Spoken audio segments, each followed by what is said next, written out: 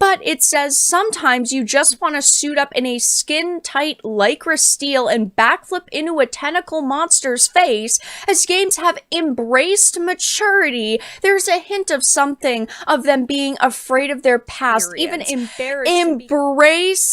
maturity. It's a maturity that these people have forced on the games industry. True.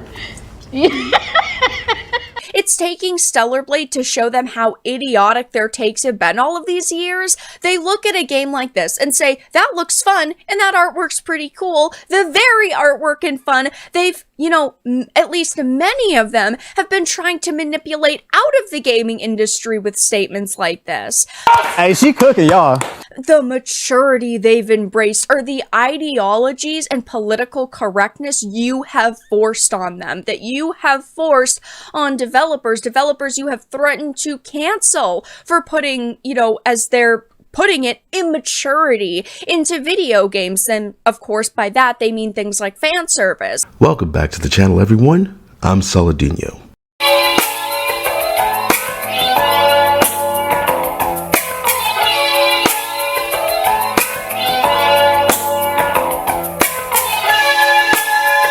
The fact that Kotaku and The Gamer have put out these articles not attacking Stellar Blade for Eve's looks shouldn't really be a headline. It shouldn't be something, a subject of a YouTube video.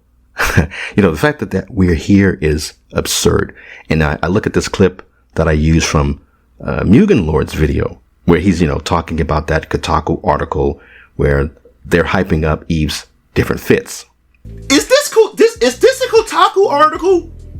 Like, can somebody tell me right now? Is this a Kotaku article? Sometimes you want to flaunt what you got while you're fighting. Why couldn't this been the narrative a long time ago with a lot of games? And like the sound in his voice is so funny to me. I feel it. If you're a so-called games journalist, right? And Mugen Lord went to you and asked you that question directly. Like, what would you say? Wouldn't you take a look at yourself and be like, man, nobody should have to ask me a question like that. I shouldn't be in this position where someone's like, why haven't you been treating games like this all along? Why haven't you just been chill about these games all this time? And the Gamer article is even worse. The one that Vara Dark talks about in her video. It's worse because of Stacey Henley. I've said this before. Stacey Henley is probably the most self-aware of all these, game journos. And that's not a compliment. The fact that Henley is so self-aware, yet does all these things that they've been doing for years now. The articles that they've written attacking Hogwarts Legacy and accusing Rowling of being a transphobe and attacking Cammy's classic outfit, attacking Diablo 4 for the Megan Fox ads, and doing this thing where they're pretending that Megan Fox is a victim because gamers are going to find her attractive in that, black dress with her boobs spilling out all over the place. And it's like, she can't control the fact that men will lust after her. She is in control of her image. It's like, shut up, asshole. Just because men find a woman desirable, that's not harming her or harming women anywhere. They do this fake thing where they're like, it makes men feel privileged to just go out and expect all women to dress this way for their, pleasure. It's like, no, we appreciate this. We want to see sexy women, especially in entertainment and in media. It's very cynical of Henley. And the thing about Henley, when I talk about, how self-aware they are, Henley literally anticipates the arguments that will shut down their point. Henley did that article about Cammy's classic outfit and saying things in the article like, why are you making a big deal about it? And it's like, I'm not really making a big deal about this. I'm not really mad about this. I just think it's important to point out that this is the outdated costume. This is from a bygone era. And that's kind of a funny thing. You have that clown from Digital Foundry who was complaining about Eve's looks, talking about the looks were from a bygone era. Like all of a sudden sexy women are just an outdated thing. And it's interesting that it's, trans women and gay guys telling us that sexy women looking sexy, being dressed sexy, having big boobs and shapely hips and asses, that's from a bygone era. Like now it's trans women and gay men in, cheerleader outfits that are all the rage now. It's absurd. It's ridiculous. And speaking of the classic Cami article, I'm pretty sure now at this point that Henley watches a lot of us, I don't know, I guess you call us anti-woke channels. Like I said, I've embraced the anti-woke term, but it is one of those things where it's easy for them, the people who are against it, the people who are woke, or even the people who pretend to be above woke and anti-woke, they do this thing where they just lump everyone into the same category of anti-woke. So I always try to make a good argument about what it means to be anti-woke. But with Henley in particular, I think Henley gets it and understands it. And they watch a lot of our channels. I would go so far as to say that Henley has watched pretty much all of my videos since the one I did on the classic Cami outfit one. Okay, so Henley does this article in The Gamer called Stellar Blade is an Xbox 360 game in the best ways. Now this is one of the articles that Vara Dark is talking about in the video I use a clip from. This point in particular, Henley says, a big part of my job is to look for a deeper reading of video games.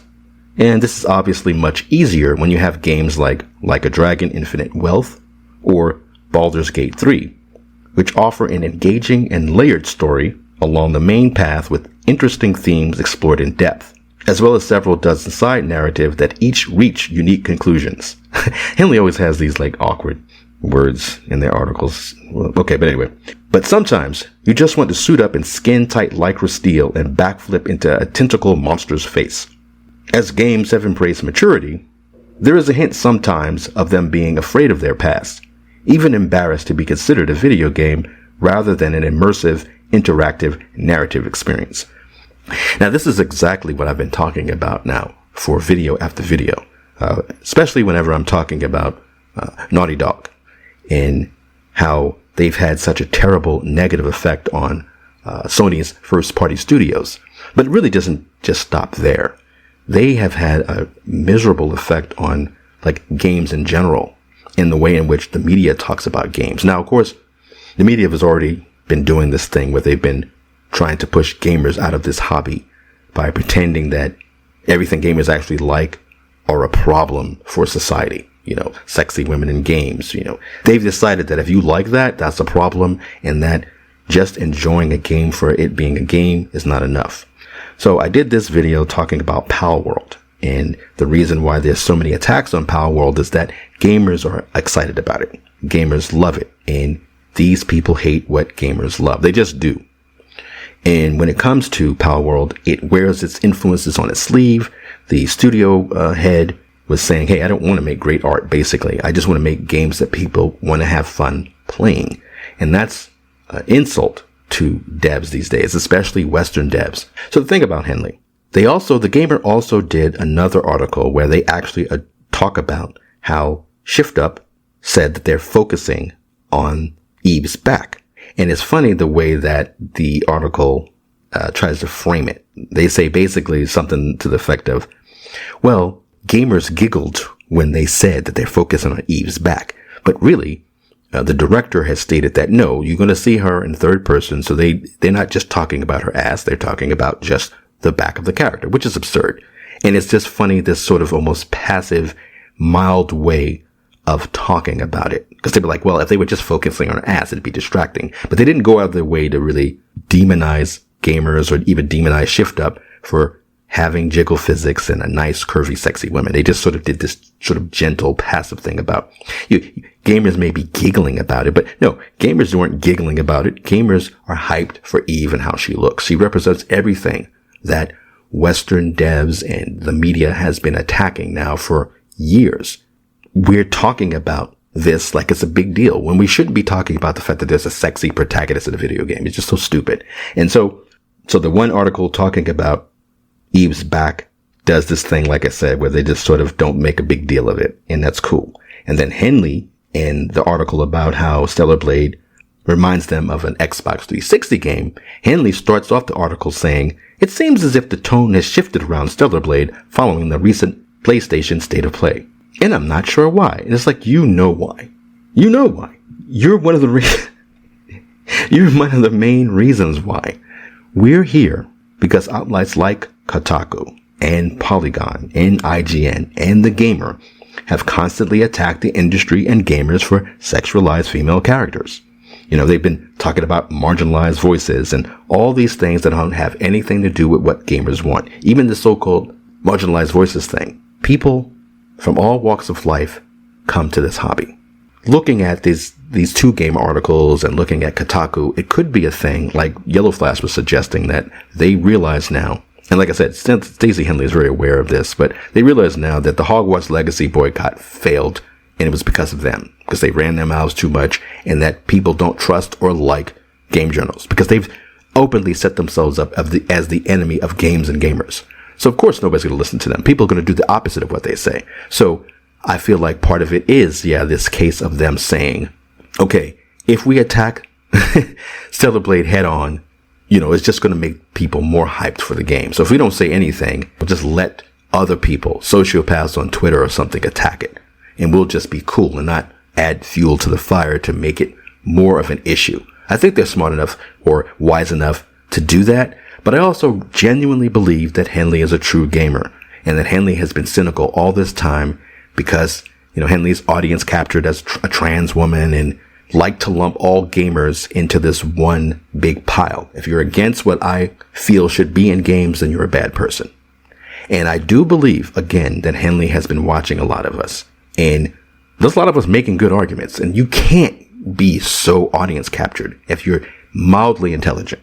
If you're decently self-aware, which I believe Henley is, again, very self-aware. You have to listen to some of these arguments and you have to concede at a certain point.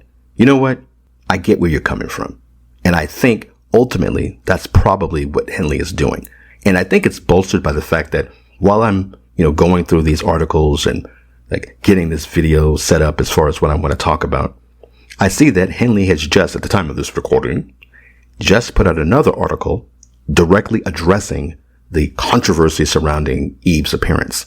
And I'll probably go into it maybe in another video, but essentially, after going through all the usual kind of talking points, Henley just says, hey, sometimes you just want to see a sexy woman in a game, and it's not any deeper than that. It's like, come on, Henley. You could have been doing that all along. Maybe they do genuinely believe that this game looks awesome, but if they do, it's such a slap in the face to so many developers in the past who they have attacked, who they have denigrated, and who honestly they've tried to cancel projects for. They, Kotaku's, the gamers, the Polygons, they've almost tried to get their audiences, in many cases at least, to cancel developers and for developers to take a step back and look at their project again with a modern lens and trying to edit it, wanting them to edit it in order to, make it better for today's standards, which of course just means bland and boring, but of course